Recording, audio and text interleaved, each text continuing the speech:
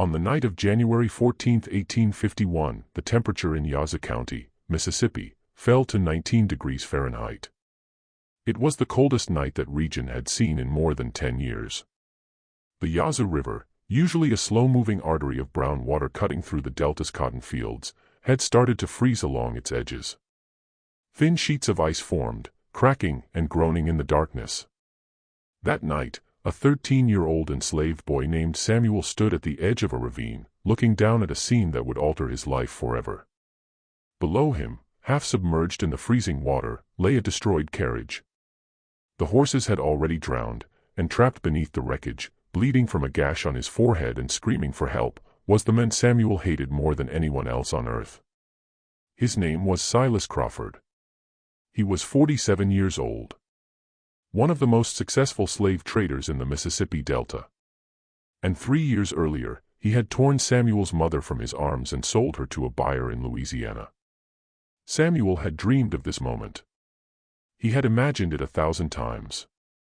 He had pictured himself standing over Crawford's dying body, watching the life drain from his eyes, feeling the satisfaction of justice finally being served. But now that the moment was here, Samuel felt something unexpected. He felt nothing. Welcome to the channel, Stories of Slavery.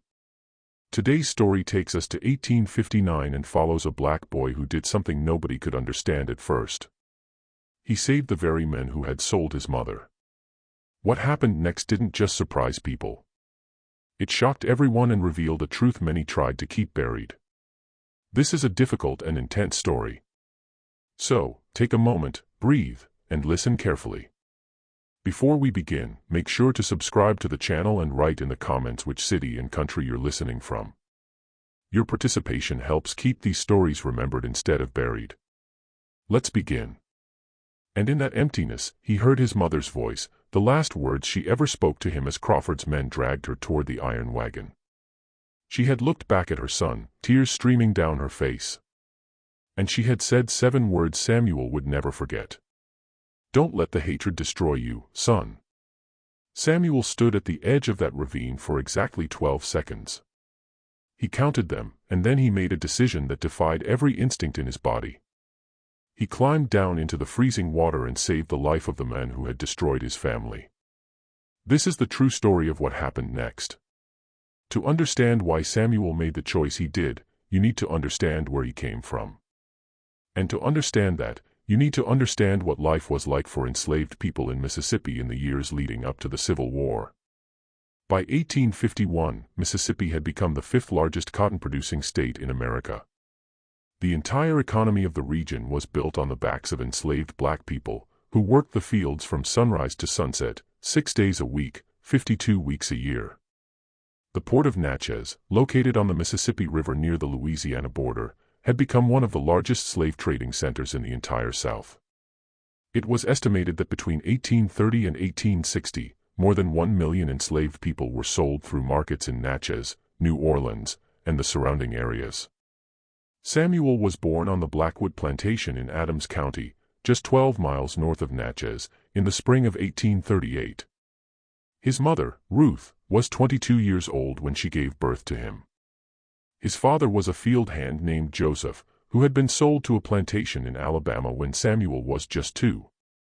Samuel had no memory of his father. The only parent he ever knew was his mother. Ruth worked in the kitchen of the main house. She was known throughout Adams County as the finest cook in the region. Plantation owners from as far away as Vicksburg would visit the Blackwood estate just to taste her food. She could take the simplest ingredients and transform them into something extraordinary. Cornmeal and pork fat became fluffy biscuits that melted on the tongue. Tough cuts of meat became tender stews that warmed the soul. Her pecan pie was so famous that Mrs. Blackwood once entered it in a county fair under her own name and won first prize. But Ruth's skill in the kitchen was not the only thing that made her valuable to the Blackwood family. She was also beautiful. She had smooth dark skin, high cheekbones, and eyes that seemed to hold a quiet fire behind them. And in the world of the antebellum South, a beautiful enslaved woman was both an asset and a target. The Blackwood family consisted of 4 people. There was William Blackwood, the patriarch, a 63-year-old man who had inherited the plantation from his father and had spent his entire life growing cotton and accumulating wealth. There was Margaret Blackwood, his wife, a stern woman from a prominent Virginia family who ran the household with an iron fist. There was Elizabeth, their daughter, a quiet girl of 19 who spent most of her time reading novels and playing the piano. And there was Thomas. Thomas Blackwood was 24 years old in 1848, the year everything changed. He was the only son, the heir to the entire Blackwood fortune, and he had grown up believing the world existed to serve his desires. He had been educated at the University of Virginia, where he had developed a taste for whiskey, gambling, and women. He returned to Mississippi after his graduation with debts his father quietly paid and habits his father quietly ignored. Thomas noticed Ruth the way a predator notices prey. It started with small things. He would find reasons to visit the kitchen when she was working alone. He would stand too close to her when she served meals. He would make comments about her appearance that made the other house servants uncomfortable. Ruth knew what was happening. She had seen it happen to other women on other plantations. She knew that enslaved women had no legal right to refuse the advances of white men. She knew that resistance often led to punishment, sale, or worse. But Ruth was not like other women. She had a spirit that could not be broken, and she had a son to protect. On the night of September 7, 1848, Thomas Blackwood came to the kitchen after midnight. He had been drinking. His breath smelled like bourbon, and his eyes had that glazed, hungry look Ruth had learned to fear. The other servants had gone to their quarters. Samuel was asleep in the small room behind the pantry where he and his mother lived. Thomas locked the kitchen door behind him. What happened next was something Ruth never spoke about in detail. But when Samuel woke to the sound of crashing pots and his mother's screams, he ran into the kitchen to find Thomas Blackwood on the floor clutching his face, blood pouring between his fingers. Ruth stood over him holding a cast-iron skillet, her chest heaving, her eyes wild. She had fought back. In the world of the antebellum South, this was an unforgivable crime. An enslaved woman had struck a white man. It did not matter that he had attacked her first. It did not matter that she was defending herself. The only thing that mattered was that the social order had been violated and order had to be restored. Thomas Blackwood's face was scarred for life. The blow from the skillet had shattered his cheekbone and left a permanent indentation on the left side of his face. He would never look the same again, and he would never forgive Ruth for what she had done. William Blackwood faced a difficult decision. If word got out that an enslaved woman had attacked his son and gone unpunished, it would undermine his authority and reputation throughout the county. Other enslaved people might get ideas. Other plantation owners might question his ability to control his property. But Ruth was also extremely valuable. Her skills in the kitchen were irreplaceable. And if he simply had her whipped or killed, he would lose that value forever. The solution came in the form of Silas Crawford. Crawford was a professional slave trader who operated throughout the Mississippi Delta. He was known for his efficiency, his discretion, and his willingness to handle difficult situations. When a plantation owner needed to get rid of a troublesome enslaved person quickly and quietly, Crawford was the man they called. He arrived at the Blackwood plantation on September 15, 1848, 8 days after the incident in the kitchen. He was a tall man with a weathered face and cold gray eyes that seemed to look right through people. He wore a black coat and carried a leather satchel filled with documents and money. He spoke in a low, measured voice that never rose above a conversational tone, even when he was conducting the most brutal transactions. Samuel watched from behind the stable as Crawford examined his mother like she was livestock. He watched as Crawford checked her teeth, squeezed her arms, and made notes in a small leather book. He watched as Crawford counted out a stack of bills and handed them to William Blackwood. And he watched as Crawford's men put iron shackles on his mother's wrists and ankles and led her toward a wagon with bars on the windows. Ruth looked back at her son one last time. Her eyes were filled with tears, but her voice was steady. "Don't let the hatred destroy you, son. Be bigger than them. Promise me." Samuel tried to run to her, but one of the overseers grabbed him and held him back. He screamed until his throat was raw. He fought until his body had no strength left, but it made no difference. The wagon pulled away, and Ruth disappeared down the road toward Natchez. Samuel never saw his mother again. In the weeks and months that followed, Samuel changed. The bright, curious boy who had once asked endless questions about the world became quiet and withdrawn. He stopped speaking unless spoken to. He stopped smiling altogether. The other enslaved people on the plantation noticed the change. They had seen it before in children who had been separated from their parents. They called it the darkness because that was what it looked like. A shadow that fell over a person's soul and never lifted. But there was something else happening inside Samuel that no one could see. Behind his silent exterior, his mind was working constantly. He was learning. He was planning. And he was waiting. Samuel had one advantage that most enslaved children did not have. Because his mother had worked in the main house, he had been exposed to things that field hands never saw. He had watched the Blackwood children receive their lessons from a private tutor. He had observed how they learned to read and write, and in the quiet moments when no one was watching, he had taught himself to recognize letters and sound out words. After Ruth was taken, Samuel became obsessed with improving his literacy. He stole moments whenever he could. He found a torn Bible that had been discarded behind the main house and hid it beneath a loose floorboard in the stable. At night, when the other enslaved people were sleeping, he would light a small candle and practice reading by its flickering light. He started with simple words. God, man, love, hate, freedom. Within a year, Samuel could read almost anything. He could write well enough to copy letters and simple sentences. He understood numbers and could perform basic calculations in his head. None of the white people on the plantation knew any of this. To them, he was just another enslaved boy. Property to be used and discarded as needed. But Samuel knew something they did not. Knowledge was power. And one day he would use that power to find his mother and to make Silas Crawford pay for what he had done. The opportunity came on January 14, 1851. By this time, Samuel was 13 years old. He had grown tall for his age, with strong shoulders from years of physical labor and those same quiet, watchful eyes that his mother had possessed. He had been assigned to work in the stables, caring for the horses and maintaining the equipment. It was relatively light work compared to the brutal conditions in the cotton fields. But Samuel knew that his position was precarious. Thomas Blackwood had never forgotten what Ruth had done to him, and he transferred his hatred to her son. He looked for any excuse to have Samuel punished, and the overseers were always happy to oblige. Samuel survived by being invisible. He did his work perfectly. He never spoke unless spoken to. He never looked white people in the eye. He became so unremarkable that most of the time the Blackwood family forgot he existed. But Samuel had not been idle during those 3 years. He had made connections. He had learned things.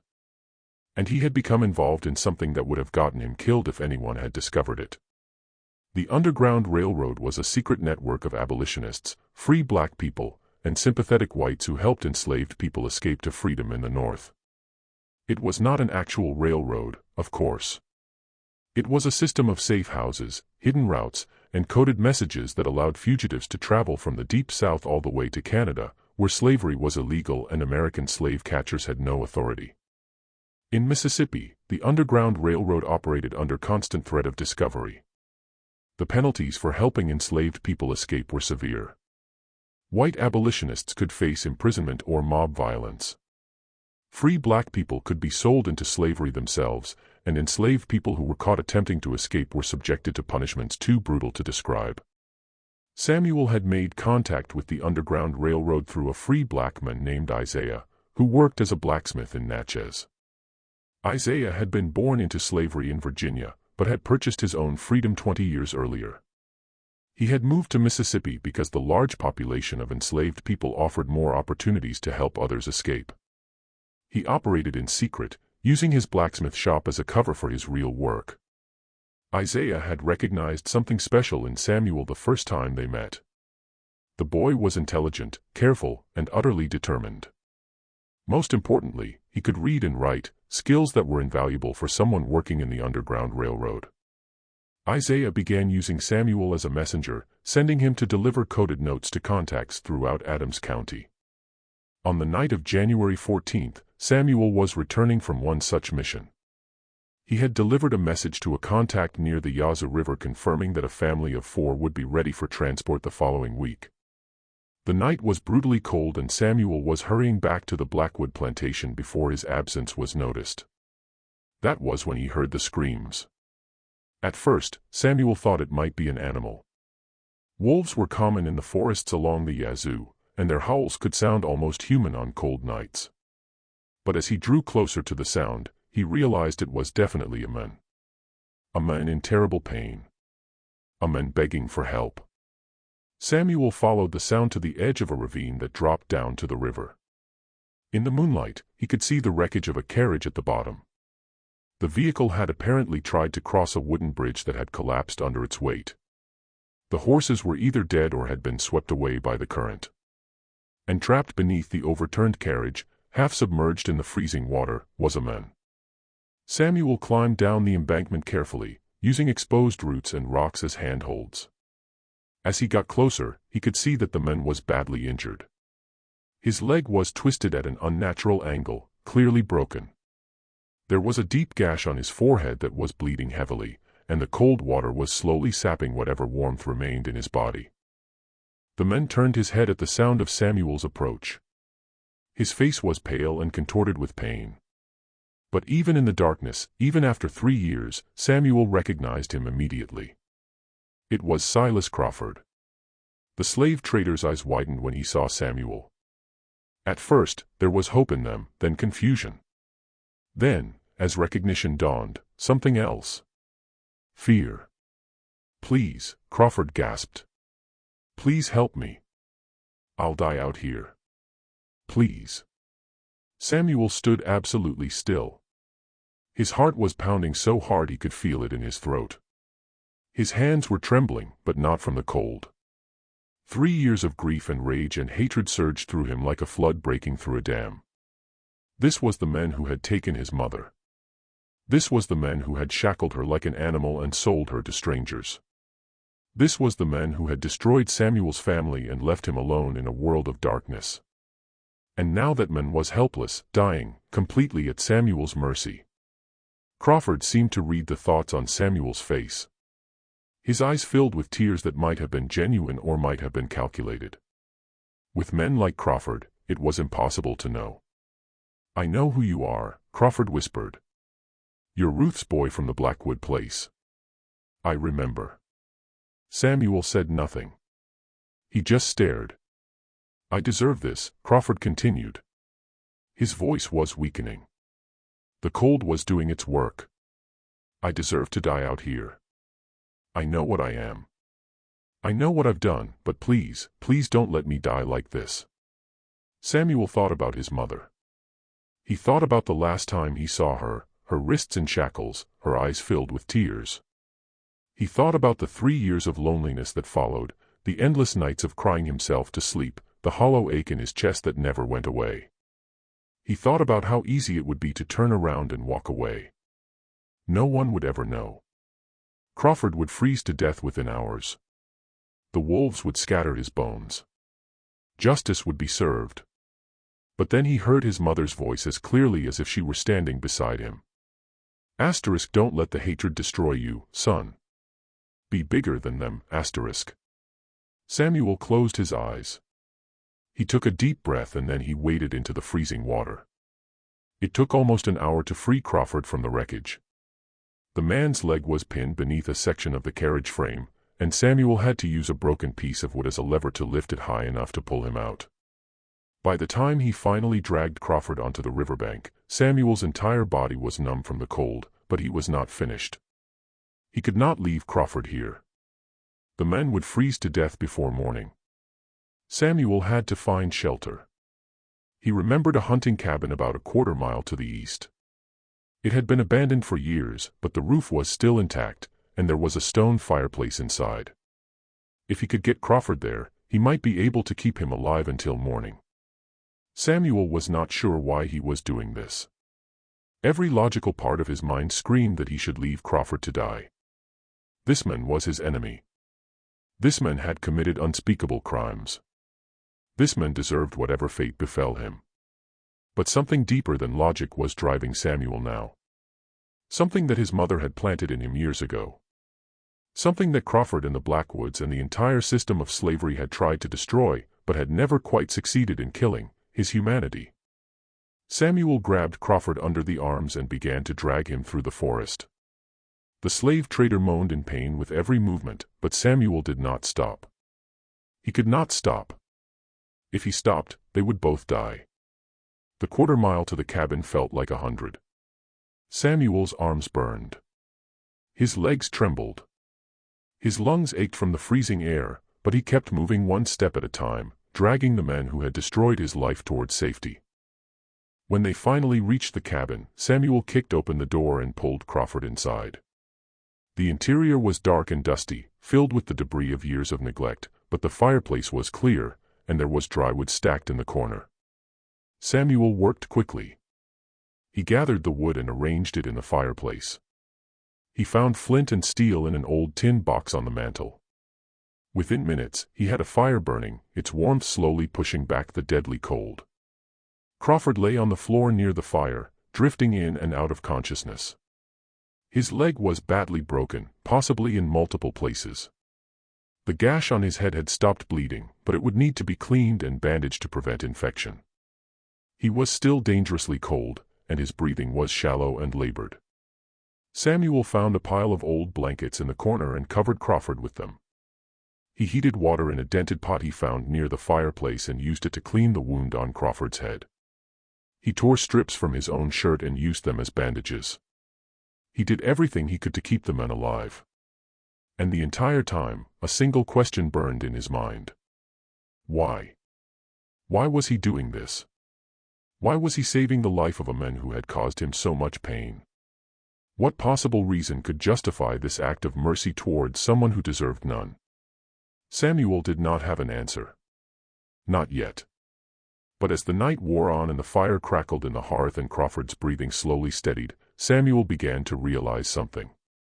He was not doing this for Crawford. He was doing this for himself. If he had left Crawford to die, he would have become something he did not want to be. He would have let the hatred and the anger and the desire for revenge transform him into a monster. He would have become like them. And Samuel refused to become like them. He would not let the system that had taken his mother also take his soul. As dawn broke over the frozen forest, Crawford finally regained consciousness. His eyes fluttered open, and for a long moment he simply stared at the ceiling of the cabin, trying to remember where he was and how he had gotten there. Then his gaze fell on Samuel, sitting by the fire with his back against the wall, and everything came flooding back. Crawford opened his mouth to speak, but no words came out. What do you say to the person who saved your life when you were the one who destroyed theirs? Samuel spoke first. You're going to live, he said flatly. Your leg is broken bad. You won't be able to walk for a long time, but you'll live. Crawford swallowed hard. Why, he croaked. Why did you save me? Samuel was silent for a long moment. Then he leaned forward, his eyes locking onto Crawford's with an intensity that made the older man flinch. Because you're going to tell me where my mother is. Crawford's face went pale, paler than it already was from the cold and the blood loss. I don't know what you're talking about. Yes, you do, Samuel said quietly. You sold her. You took her from the Blackwood plantation in September of 1848, and you sold her. I want to know where. Crawford closed his eyes. For a moment, Samuel thought he might pretend to lose consciousness again. But then he sighed, a long shuddering sound that seemed to carry the weight of years. New Orleans, he said. I sold her to a buyer in New Orleans. At least that's what I told the Blackwoods. Samuel felt his heart stop. What do you mean, that's what you told them? Crawford opened his eyes, and for the first time Samuel saw something in them that he had never expected to see. Guilt. I lied, Crawford whispered. I don't know why. I've sold hundreds of people, maybe thousands, and I never thought twice about any of them. But your mother, there was something about her. The way she looked at me, like she could see right through me, like she knew exactly what I was. He paused, gathering his strength. I was supposed to take her to the New Orleans market. That's where the Blackwoods thought she was going. But at the last minute, I changed my mind. I sold her to a man named Henri Dubois. He has a plantation called Belle Reve about 60 miles north of Baton Rouge. He's different from most of them. He doesn't use the whip. He feeds his people well. He even lets some of them learn to read. Samuel leaned forward. You're telling me my mother might still be alive? Crawford nodded slowly. If she's anywhere, she's there. Belle Reve. Henri Dubois. I don't know why I did it. I've never done anything like it before or since, but I did. Samuel sat back against the wall, his mind racing. His mother might be alive. After 3 years of believing he would never see her again, there was a chance, a real chance. But he was not naive. He knew that Crawford might be lying. He knew that this could be a trick, a desperate attempt to gain his sympathy. He knew that trusting this man could lead to disaster. And yet something in Crawford's voice told Samuel that he was telling the truth. The guilt in his eyes was too real to be faked. The shame in his voice was too deep to be manufactured. For the first time in 3 years, Samuel felt something he had almost forgotten how to feel. Hope. But hope alone would not be enough. Samuel needed more than information. He needed leverage. He needed power. And as he sat in that abandoned cabin, watching the men who had taken his mother slowly regain his strength, Samuel began to formulate a plan. A plan that would require patience, courage, and a willingness to do things he had never imagined himself capable of doing. A plan that would either reunite him with his mother or destroy him completely. Samuel made his choice, and nothing would ever be the same again. The first 3 days in that abandoned cabin were the strangest of Samuel's life. He was trapped in a wooden box with the men who had destroyed his family. Forced to care for him, forced to keep him alive, forced to sit across from him and listen to him breathe. Crawford drifted in and out of consciousness during those early days. His leg was badly broken, and without proper medical care, there was a real risk of infection. Samuel did what he could with the limited resources available. He kept the wound clean. He changed the bandages regularly. He made sure Crawford stayed warm and hydrated. But Samuel was also planning. He knew that he could not stay in this cabin forever. Sooner or later, someone would notice his absence from the Blackwood plantation. The overseers would come looking for him, and if they found him here with Crawford, questions would be asked. Questions that could get Samuel killed. He also knew that Crawford's disappearance would eventually attract attention. A man like that had business associates, clients, employees. When he failed to return from his journey, people would start searching for him. They would find the wreckage of his carriage. They would follow the trail to this cabin. Samuel had a narrow window of opportunity. He needed to use it wisely. On the 4th day, Crawford was finally strong enough to have a real conversation. His fever had broken during the night, and although he was still weak, his mind was clear. He watched Samuel move around the cabin with a mixture of weariness and something that might have been respect. "You could have let me die," Crawford said. It was not a question. Samuel paused in his work. He was preparing a simple meal from supplies he had scavenged from the surrounding forest, roots, berries, a rabbit he had managed to trap. "Yes," Samuel said simply. "I could have. Why didn't you?" Samuel did not answer immediately. He finished preparing the food and brought a portion to Crawford, helping the injured man sit up against the wall so he could eat. "My mother told me something the day you took her," Samuel finally said. "She told me not to let the hatred destroy me. She told me to be bigger than the people who hurt me." Crawford looked down at the food in his hands. His expression was unreadable. "Your mother was a remarkable woman," he said quietly. "She still is," Samuel replied. "If what you told me is true." Crawford met Samuel's eyes. "It's true. I swear it on my life." "Your life doesn't mean much to me," Samuel said flatly. but I believe you anyway. I saw it in your face when you told me. You were telling the truth." Crawford nodded slowly. "So, what happens now? You saved my life. You know where your mother is. What's your plan?" Samuel sat down across from Crawford, his back against the opposite wall. The fire crackled between them, casting dancing shadows on the rough wooden walls.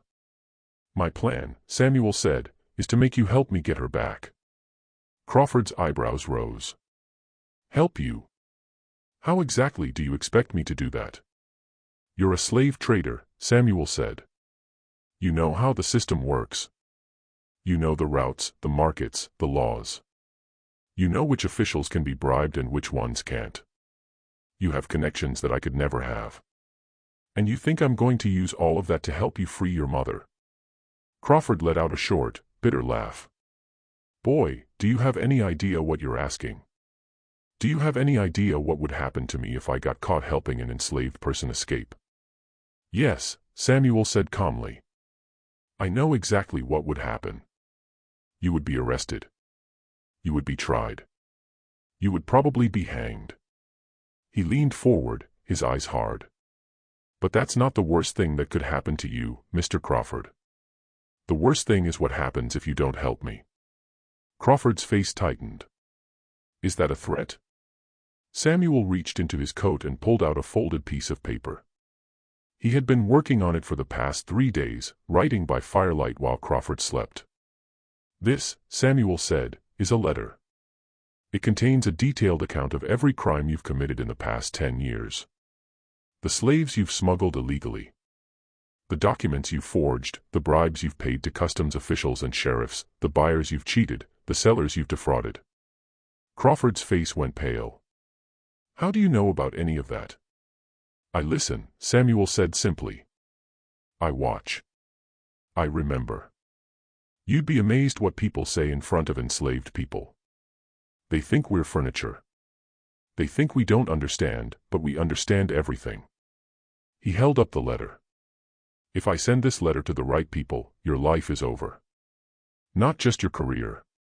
Your life. There are men you've cheated who would pay good money to see you dead. There are officials you've bribed who would do anything to keep their names out of the newspapers. If this letter gets out, you won't last a month."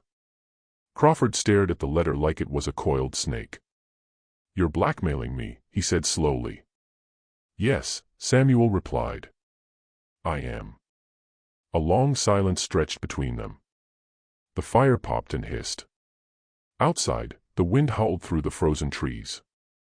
Finally, Crawford let out a long breath. Something in his expression changed. The fear was still there, but it was mixed with something else now. Something that almost looked like admiration. "You're not what I expected," Crawford said. "When I saw you standing at the edge of that ravine, I thought you were just a scared little boy. But you're not, are you? You're something else entirely." "I'm my mother's son," Samuel said. "That's all." Crawford nodded slowly. "All right. You win. I'll help you. But I need you to understand something.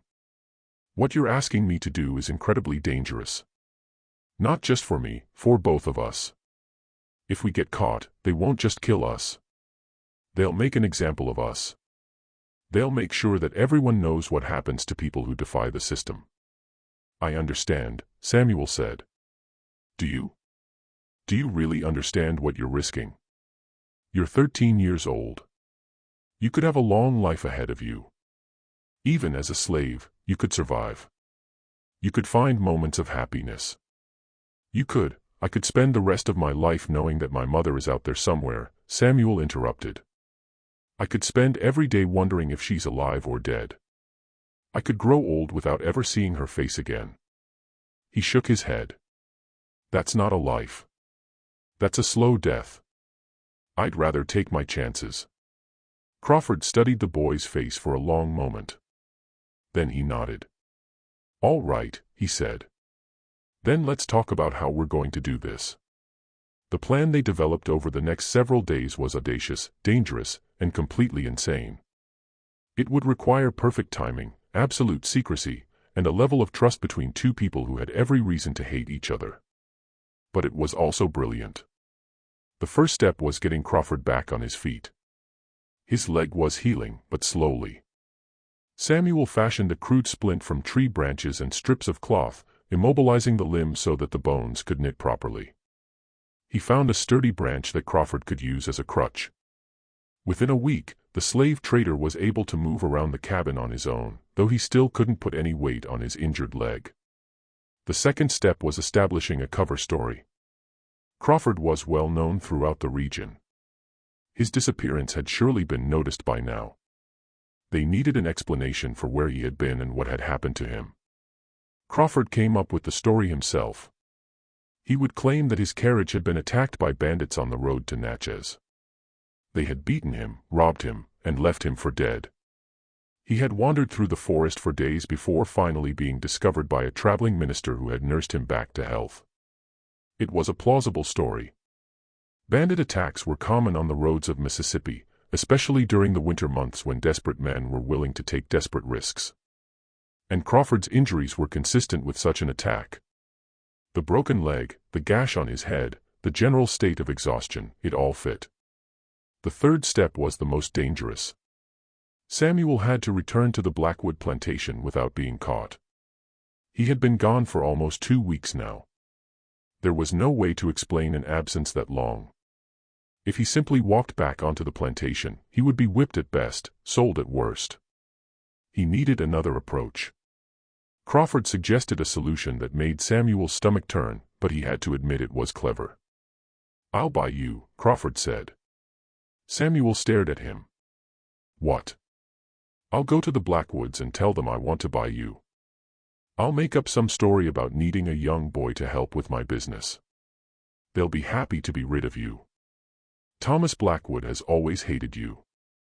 He'll probably give you away for free just to see the back of you. And then what? I become your property." Crawford shrugged. "On paper, yes. But papers can be lost. Records can be destroyed. Once you're legally mine, I can take you anywhere without raising suspicion. I can take you to Louisiana. I can take you to Belle Reve." Samuel thought about it.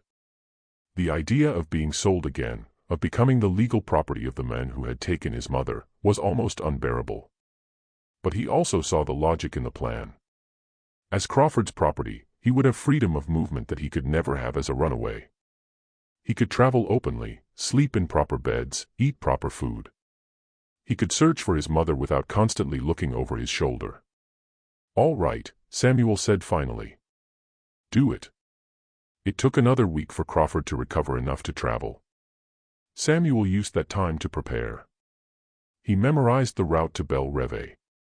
He learned everything Crawford could tell him about Henri Dubois and his plantation. He practiced the story they had concocted until he could recite it in his sleep.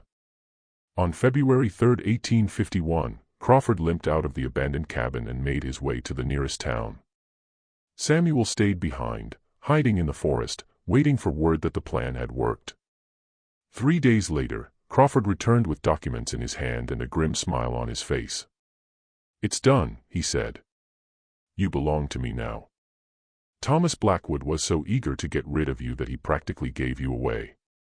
He thinks you're going to spend the rest of your life hauling cargo on the docks of New Orleans." Samuel took the documents and looked at them.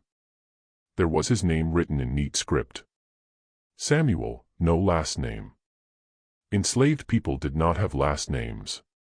Just Samuel. Age 13. Value $75. $75. That was what his life was worth in the eyes of the law. Samuel folded the documents and tucked them into his coat. "When do we leave?" he asked.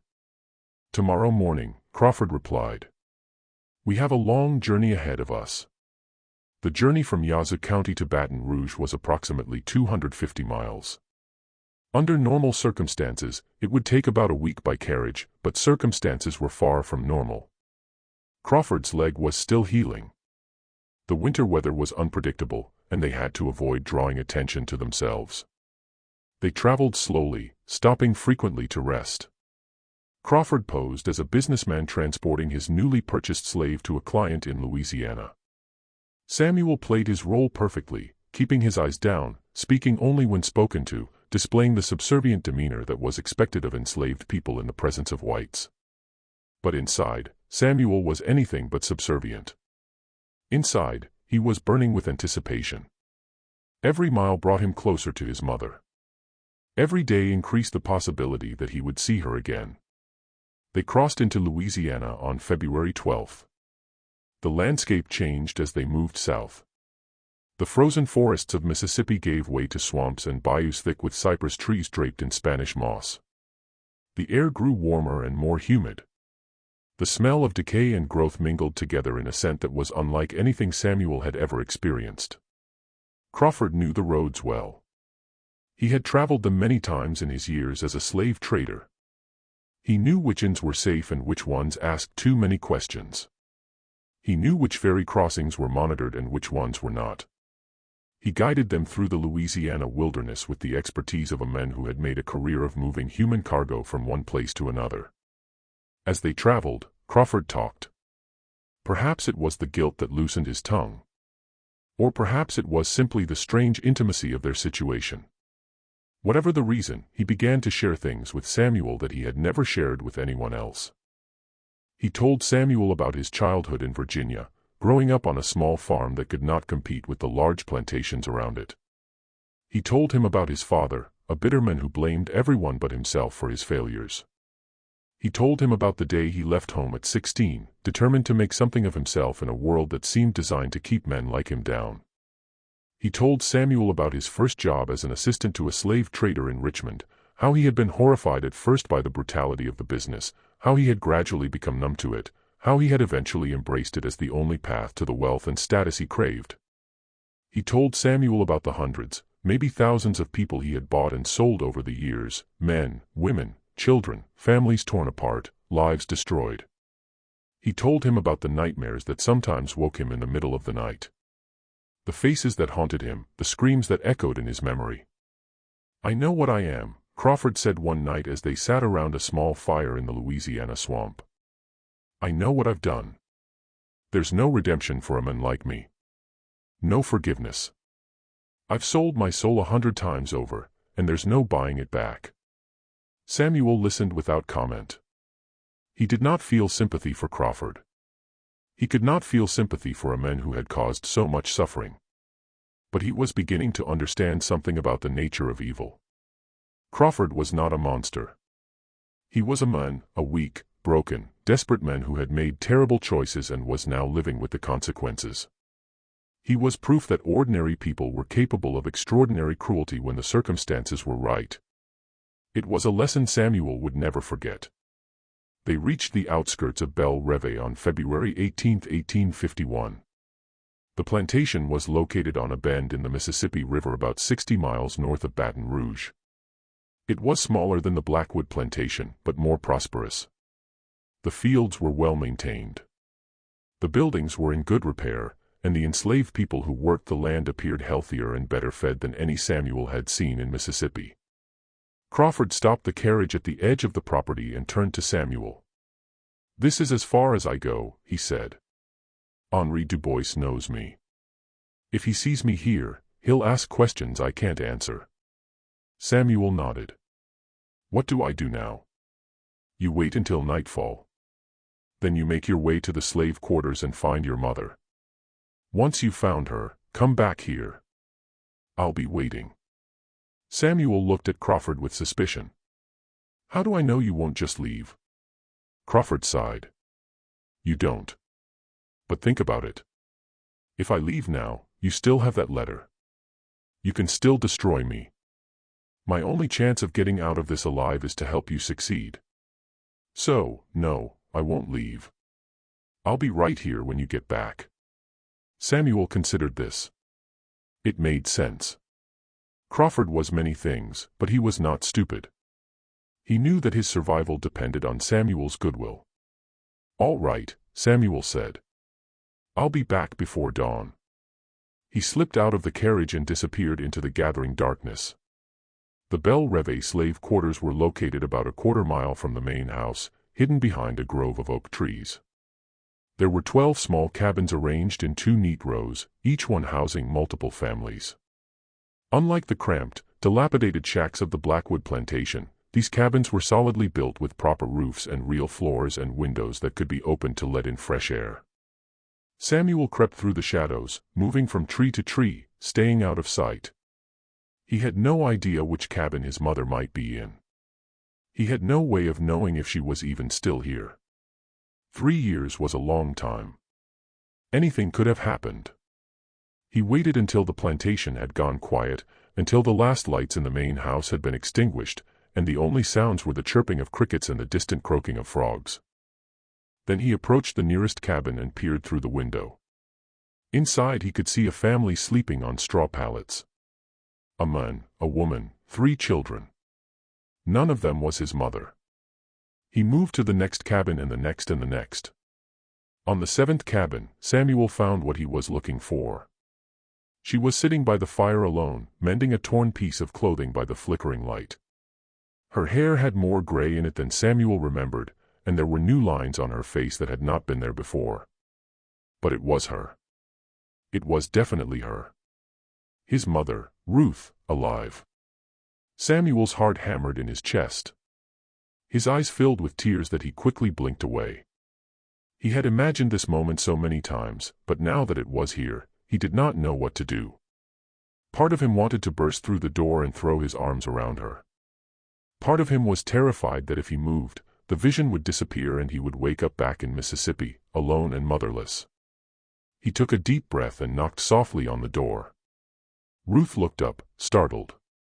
She set aside her mending and rose to her feet, moving toward the door with the caution of someone who had learned to be wary of unexpected visitors in the night. "Who's there?" she called softly. Samuel's voice caught in his throat. For a moment, he could not speak. Then, with an effort that felt like lifting a mountain, he forced the words out. "It's me, Mama. It's Samuel." Silence. A long, terrible silence that seemed to stretch on forever. Then the door flew open and Ruth was standing there, her eyes wide, her hand pressed to her mouth, tears streaming down her face. "Samuel," she whispered. "My Samuel." He nodded, unable to speak, unable to do anything but stand there and look at the woman he had thought he would never see again. Ruth let out a sound that was half sob, half laugh. She grabbed Samuel and pulled him into her arms, holding him so tightly that he could barely breathe. He could feel her body shaking with emotion. He could feel her tears soaking into his shoulder, could smell the familiar scent of her skin that he had never forgotten despite the years apart. "My baby," she kept saying over and over.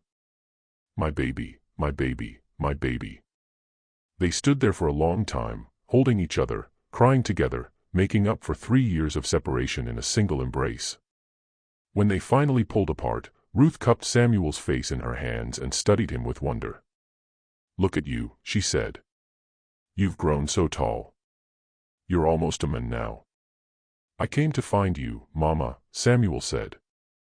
"I came to take you home." Ruth's expression flickered. A shadow of fear crossed her face. "Take me home." "Samuel, what are you talking about? How did you even get here? How did you find me?" Samuel told her everything.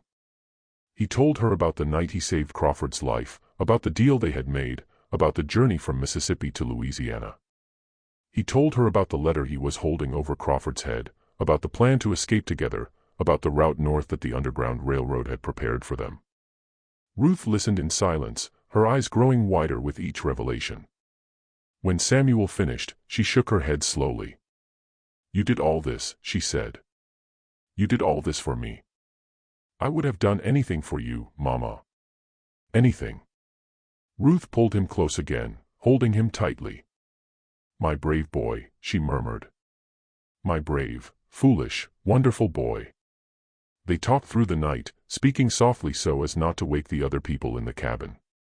Ruth told Samuel about her life at Belle Reve, about the relatively humane conditions under Henri Dubois, about the small garden she had been allowed to cultivate and the friendship she had formed with the other enslaved people on the plantation. But she also told him about the constant fear that never went away. The knowledge that everything could change in an instant.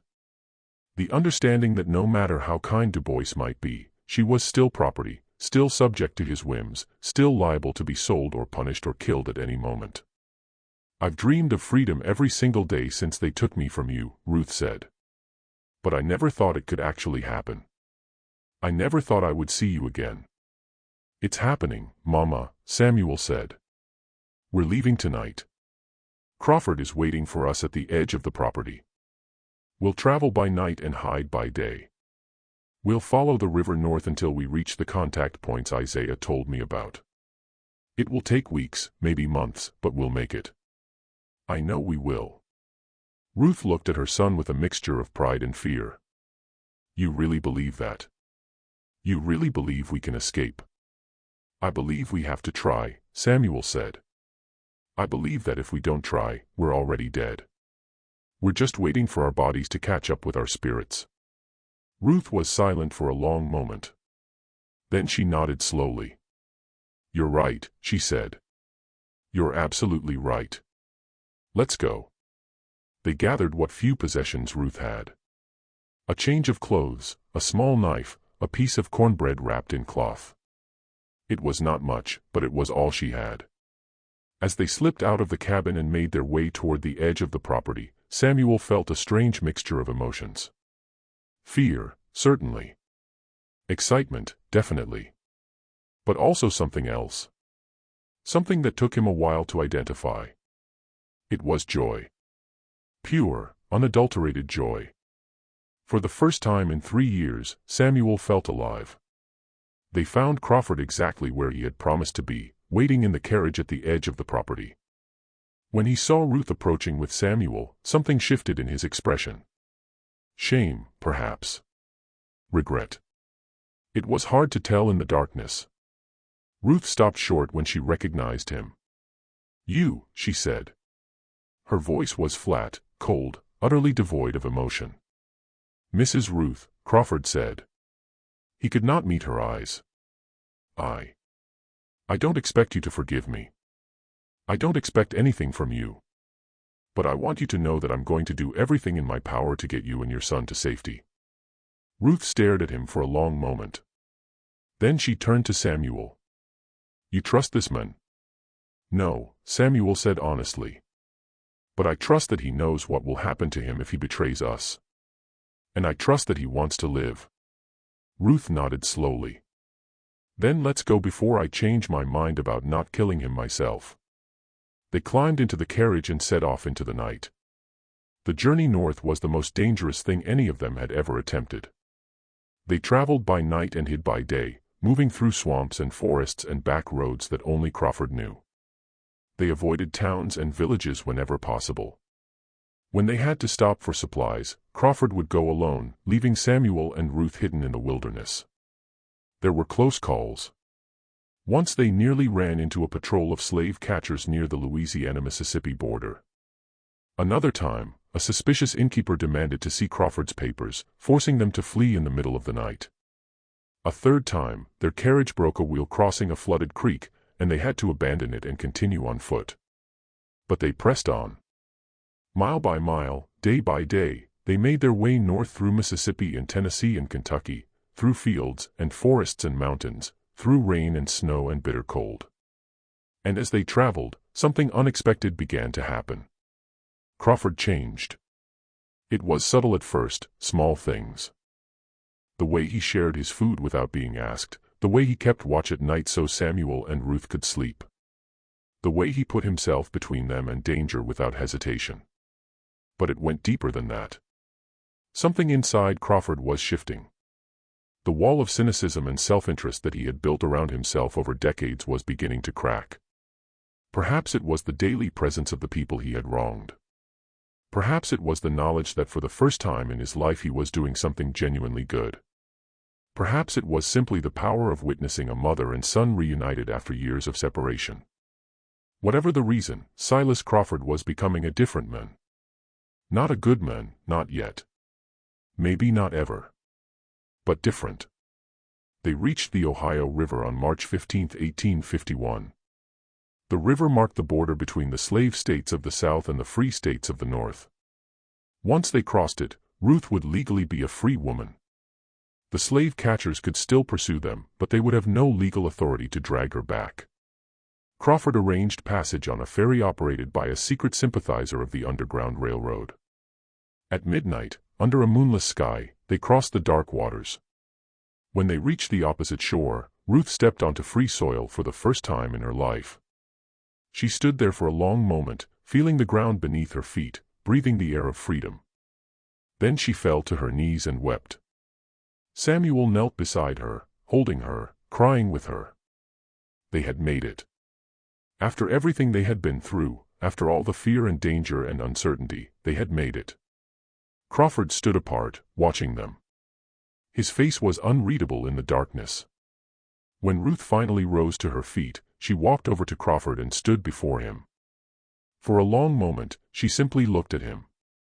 Then she did something that shocked everyone, including herself. She extended her hand. "I will never forgive you for what you did to me," she said quietly. "I will never forget the pain you caused. But I recognize that you have tried to make amends, and I thank you for helping to bring my son back to me." Crawford looked at her hand. Then slowly, he reached out and took it. "I don't deserve your thanks," he said. "I don't deserve anything from you. But I give you my word that I will spend the rest of my life trying to undo the harm I've caused." Ruth nodded once. Then she released his hand and turned away. The journey was not over. They still had to reach Canada, where they would be truly safe from the slave catchers.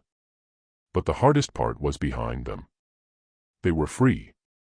They traveled for another 6 weeks, moving through Ohio and Pennsylvania and New York. They were helped along the way by a network of abolitionists and free black communities who provided shelter, food, and guidance. Finally, on April 28, 1851, they crossed the border into Canada. Ruth and Samuel settled in a small community near Toronto called the Dawn Settlement. It had been established specifically for fugitive slaves, and it offered something that neither of them had ever experienced before, a chance to build a life of their own. Samuel enrolled in the settlement school, one of the few places in North America where black children could receive a proper education. He discovered that he had a gift for learning. And within 2 years, he was helping to teach younger students. He studied history, mathematics, literature, science. He devoured books with a hunger that could never be satisfied.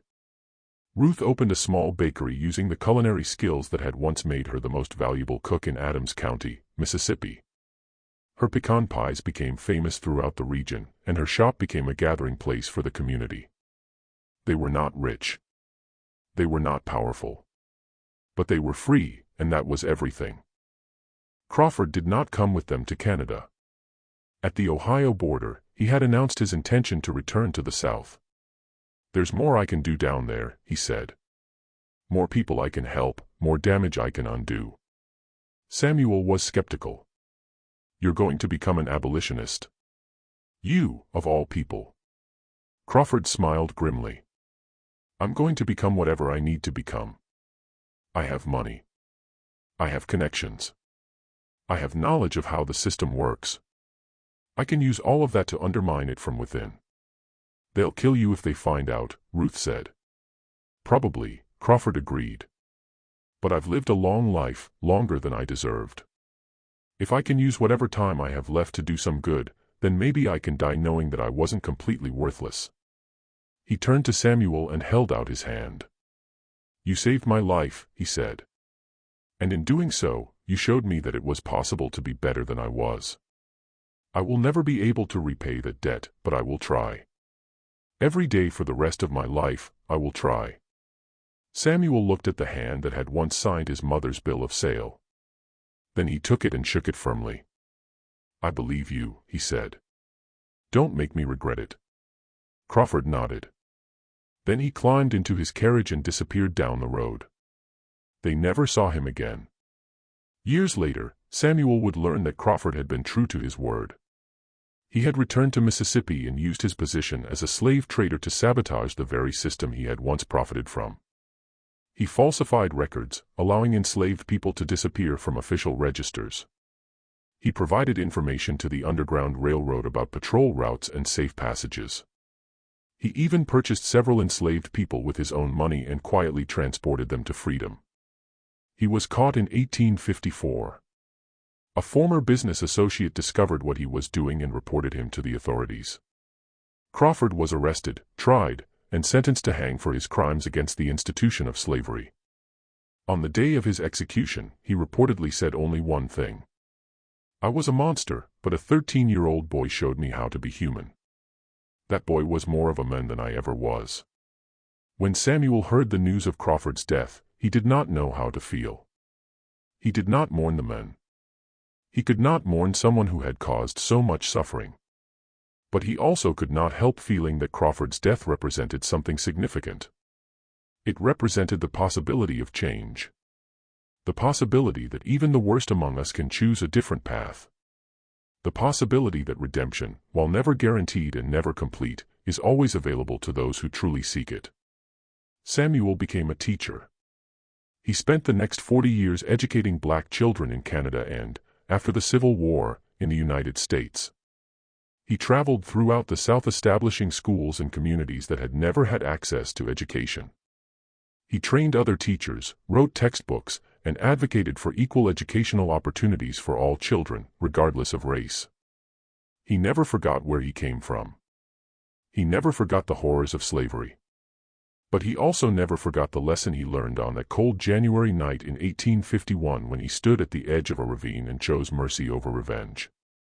The greatest victory over your enemies, he would tell his students, is not to destroy them.